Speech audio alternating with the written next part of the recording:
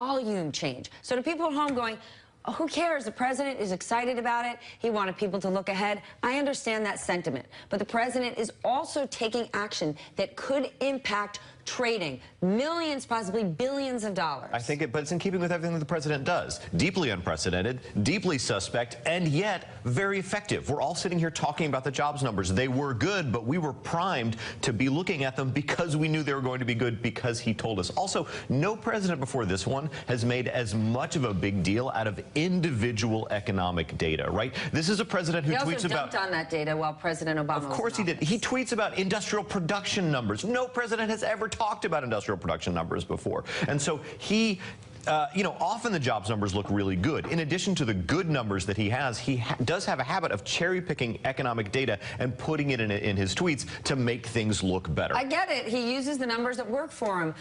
Joe, then what's stunning to me is the economy is chugging along. Yes. Why would the president make such an aggressive move on these tariffs against our closest allies, the EU, Canada, and Mexico? I love my avocados. Well, he has threatened China a number of times, and China's been basically threatened him right back. He wants to show that he can do this. It's terrible policy.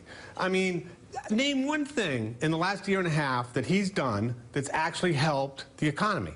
You can't. He's got the wind at his back the entire time. I don't know if I would say that. I mean, deregulation at the very least, or the threat, the fact that companies no longer fear massive regulation, they're spending more. Consumer confidence, business confidence, large, is up. They're actually not spending more. And you take okay, I'll give you a little example. The Export-Import Bank of the United States is basically been shut down by the Obama administration. They can't get a quorum. They can't back up loans. There are companies all over the United States that can no longer export goods. You mean Trump administration? The Trump administration, I'm sorry. They can no longer export goods because they can't get financing from the Export-Import Bank. That's a really big deal. That matters. That would create jobs. I mean, he loves this tariff stuff because it allows him to push other countries around, to show that the United States is the big boy. And he claims that there's an unfairness there.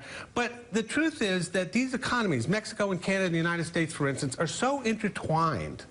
The automobile industry alone is so intertwined between the three countries that if you start messing with tariffs, you actually could really do serious damage to the auto industry. No doubt. But here's, Senator, what Wilbur Ross said yesterday.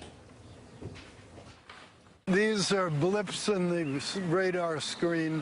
I don't think they change the fundamentals of relationship.